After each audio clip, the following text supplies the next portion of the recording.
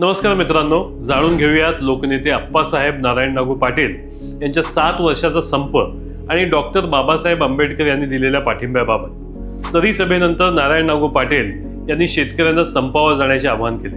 1933 पासून सुरू झालेला हा बेमुदत संप तब्बल 6 ते 7 वर्ष सुरू राहिला। शेतकऱ्यांनी जाणीवपूर्वक जमीन न कसता संप केला। जमिनीचा मालकी हक्क नसेल तर जमीन कसणार नाही हा ठाम नारा दिला। जगाच्या इतिहासात इतक्या काळ चाललेला हा एकमेव संप ठरला। शेतकरी जंगलातील पालापाचोळा खाऊन जगत होते, पण निर्धार डळमळला नाही। या आंदोलनात 1934 साली डॉक्टर बाबासाहेब आंबेडकर स्वतः चरीगाव, अलिबाग तालुका, रायगड जिल्हा येथे आले आणि शेतकऱ्यांना मार्गदर्शन केलं। सतत सरकारशी संवाद साधून त्यांनी शेतकऱ्यांची बाजू मांडली।